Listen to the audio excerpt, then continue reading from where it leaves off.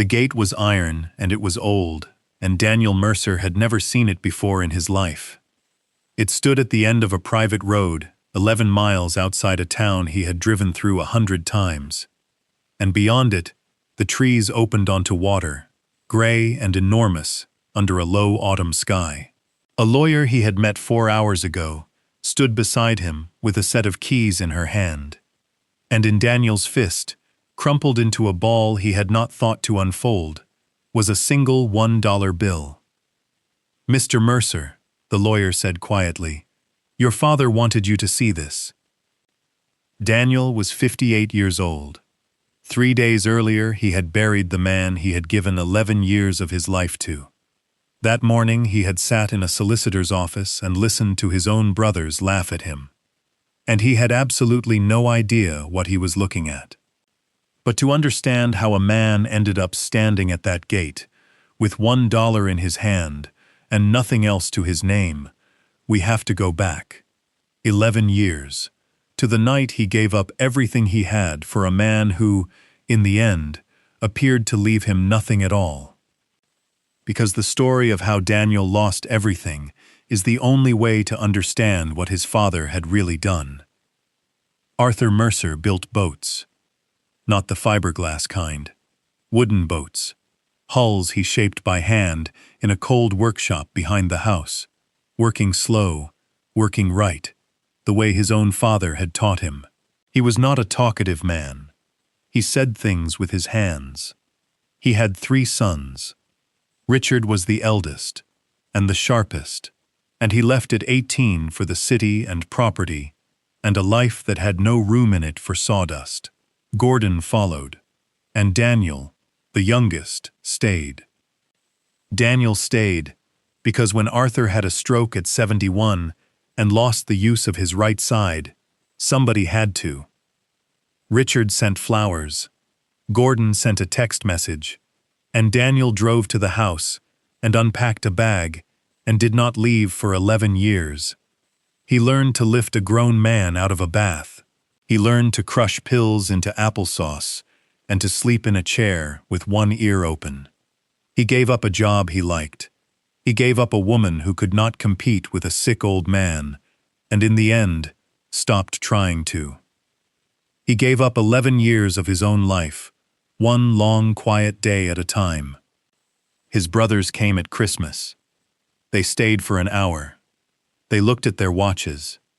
And on the last night, Daniel sat holding his father's hand in a room that smelled of liniment and wood smoke, and Arthur Mercer squeezed his fingers once, hard, and then he was gone.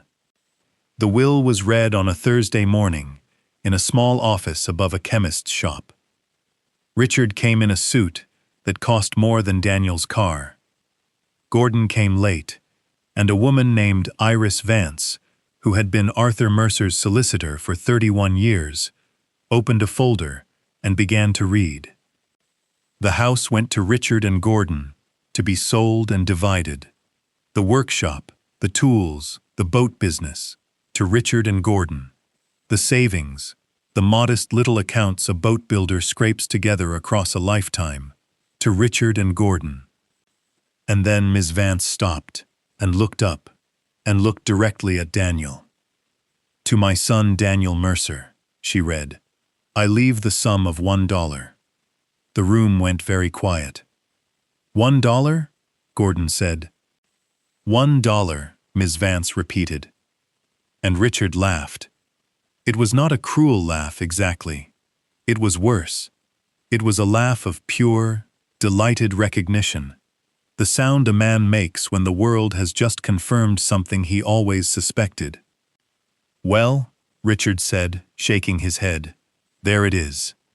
He leaned back in his chair and looked at his younger brother, the brother who had bathed their father, who had fed him, who had held his hand while he died. 11 years, Danny. 11 years of sitting in that house waiting for the payoff. He smiled. Dad knew exactly what you were worth. Daniel said nothing. Ms. Vance slid a small brown envelope across the table. Inside it was $1 bill, old and soft with handling. And Daniel Mercer. who could have shouted, who could have thrown the chair, who had every right on God's earth to burn that room to the ground, picked up the envelope, put it in his coat pocket, and stood. "Thank you," he said to Miss Vance. And he walked out. If your blood is boiling right now, if you want to see Richard get every single thing he has coming, comment the word "stayed" below, and make sure you're subscribed. Because what Daniel just did, walking out of that room without a word, is about to change absolutely everything. She caught him in the car park. He was standing beside his car, with his hands on the roof and his head down, not crying, just breathing, and he did not hear her until she said his name. Mr. Mercer. Iris Vance was 60-something, gray, and entirely unhurried. She had a set of car keys in her hand. "There is a second instruction," she said. "It was not in the will. Your father gave it to me privately, 11 years ago, and he made me swear to follow it exactly." Daniel looked at her. "He said that if you were left $1 and you did not argue," she paused, and something moved behind her face. "If you did not shout, or threaten, or reach for a solicitor, if you simply took it and walked out of that room with your head up, then I was to put you in my car today and drive you somewhere." "And if I had argued?" Miss Vance held his eyes. "Then I was to say nothing at all," she said, "and drive away alone." Daniel stood in that car park for a long moment. "Where?" he said. "He asked me not to tell you," she said. "He asked me to show you."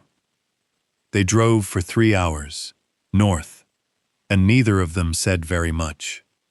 The road left the motorway and became a country road, and the country road became a lane, and the lane climbed through pine and birch with the light coming down through it in long slats.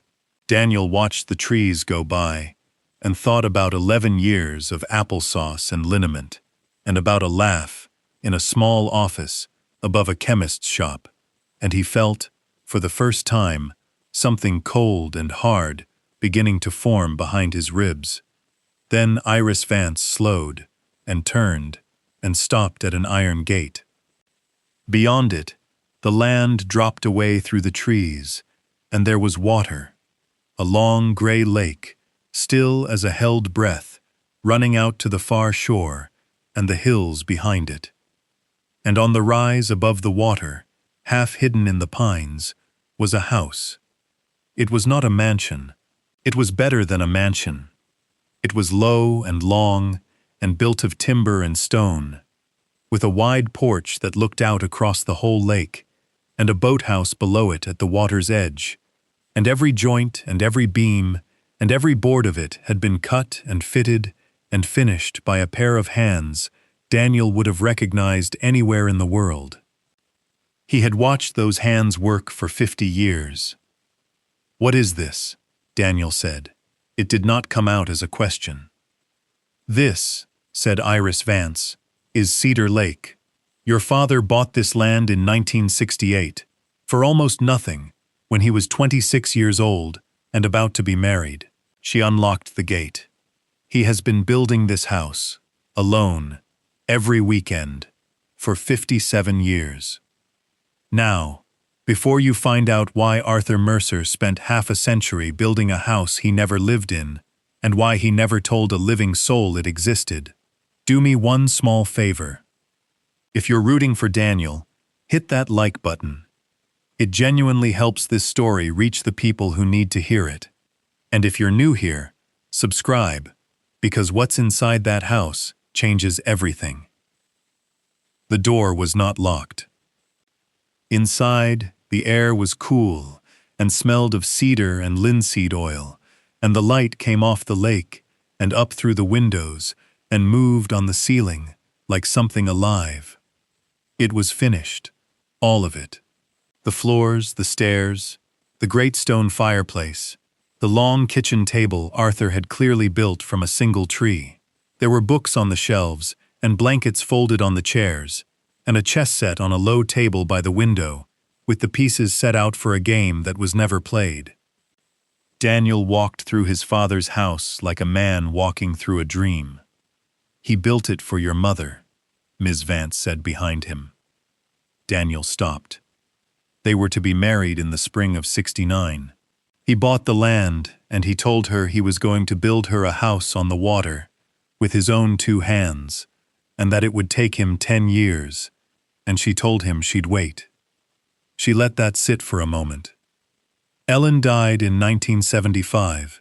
You were 4 years old." Daniel did not turn around. "He never stopped," Iris Vance said. "Every Saturday, every Sunday, 57 years.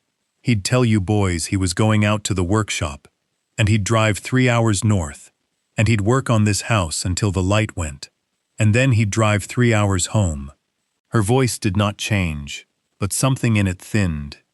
"He finished the last room in March. He died in April." And then Daniel saw it. At the end of the hall there was one door standing open, and the room beyond it was not like the others. The floor was bare boards. The walls were unfinished. And in the middle of the floor, laid out on a canvas sheet, were 2 sets of tools. 2, side by side, chisels, planes, a spirit level. One set worn smooth with 50 years of use. The other set had never been touched. Daniel Mercer stood in the doorway of the only room his father had left undone, looked at a brand new set of tools laid out, and waiting for a man who was never invited, and something in him came apart entirely. The valuation came 3 weeks later. Cedar Lake had been worthless scrub in 1968. It was not worthless now. Arthur had bought the parcel. And then, quietly, over 4 decades, the 200 acres of shoreline around it, a strip at a time, whenever a boat sold and he had a little put by. The land, the house, and in the boathouse, under dust sheets, 11 wooden boats he had built and restored, across 50 years, 3 of them the kind that collectors fly across the world to bid on. $55 million. Daniel sat on his father's porch, looking at his father's lake, and he did not feel rich. He felt like a man who had just been handed a letter 50 years late. If you're smiling right now, hit that like button. He earned every board of it. Because Richard was about to find out. It took his brothers 11 days. Richard was a property developer, and property developers hear things. A registry search, a phone call from a man who knew a man, and then, on a Tuesday morning, Daniel opened his father's front door and found his eldest brother standing on the porch, with a lawyer of his own. They sued. Richard's argument was straightforward, and it was greedy, and, on the face of it, it was not stupid. Arthur Mercer had owned this land. Arthur Mercer had died. Therefore, the land was part of Arthur Mercer's estate, an estate that had been divided, by his own will, between Richard and Gordon. Daniel's dollar was his dollar. The lake was theirs. It failed in 14 weeks, because Cedar Lake had not been in Arthur Mercer's name for 31 years. In 1994, on the advice of a young solicitor named Iris Vance, Arthur had placed the entire property into a trust, not his estate, a separate, sealed, irrevocable trust, with one named beneficiary and one condition attached, written in his own words and witnessed twice. Richard's lawyers tore at it for 3 months and could not make it move. Arthur Mercer had spent his life making things that did not come apart. And when it was over, Iris Vance drove north one more time and sat with Daniel on the porch and told him what the condition had said. He was afraid, she said. Daniel waited. He watched what money did to Richard. He watched what it did to Gordon. He watched 2 of his sons turn into men who counted things. She looked out at the water. And he told me, I remember this exactly. He told me, if they know there's money at the lake, I'll never know again which of my sons loves me. And which of them loves the lake?" She turned to face him. "So he told nobody, and he left you $1, Daniel. Not to punish you, to be sure of you." Her voice was very steady. "He needed to know that the money couldn't change you, and the only way to know that was to give you nothing at all, and watch what you did." Daniel put his face in his hands. "He knew," Ms. Vance said quietly. "He knew before he wrote it, but he'd been wrong about people before, and he could not bear to be wrong about you." Richard came to the gate one last time, in November. He stood on the wrong side of the iron, with his hands in the pockets of his coat, and behind him the trees were bare, and he looked up at his brother the way a man looks at a bill he does not intend to pay. "This is obscene," he said. 11 years of playing nurse, and you get all of it. 55 million. Do you know what Gordon and I got? The house was mortgaged to the beams. The business hadn't turned a profit in 6 years. We're fighting each other over a workshop full of second-hand tools." Daniel said nothing. "He did this on purpose," Richard said, and for the first time in his life, his voice cracked. "He humiliated us." And Daniel Mercer looked at his brother for a long moment. Then he said, the only true thing there was to say. "No, Richard. He offered it to all three of us. Every Saturday, for 57 years, he got in that car, and he drove up here alone. He put his hand on the cold iron of the gate. He never asked me to come, but he never asked you either, and I'd have gone. He looked at the tools, waiting in an unfinished room.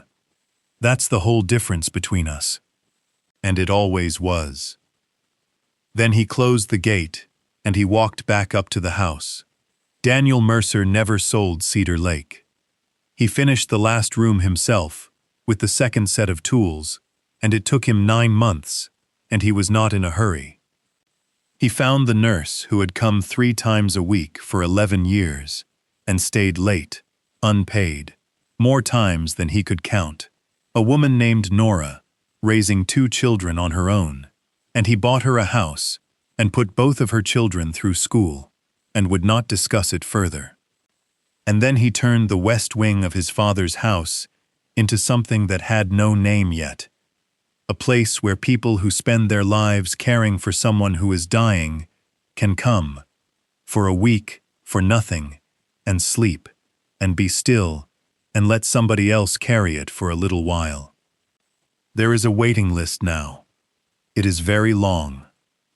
It was almost a year before he thought to look at the dollar. It was still in the brown envelope, still in the pocket of the coat he had worn to the reading of the will. He took it out on the porch one evening in the fall, and unfolded it, and turned it over. And on the back, in a shaking, ruined, right-handed scrawl that must have cost a man with half a body an entire afternoon to write, was a single line. "For the one who stayed. Dad." Daniel Mercer sat on his father's porch, holding $1, and wept the way a man weeps when he finds out, far too late, that he was seen the whole time. He never spent it. It hangs on the wall of the finished room, in a plain wooden frame he made himself, above the fireplace, where anyone coming in from the water can see it. They laughed at him. $1, a punishment for a man they were certain had wasted his life on nothing. But worth has a way of hiding in the places the world refuses to look. In a quiet man who said things with his hands. In 11 years, nobody counted. In a house on a lake that took 57 years to build and 1 moment of grace to earn. If this story moved you, tell me in the comments. Richard got the estate. Daniel got $1. Which brother would you rather have been? I read every single one. And if you want more stories of quiet people who were counted out, and the justice that found them anyway, subscribe and ring the bell, because there is always another door about to open. Thank you for watching, and never let anyone convince you that you are worth less than you are.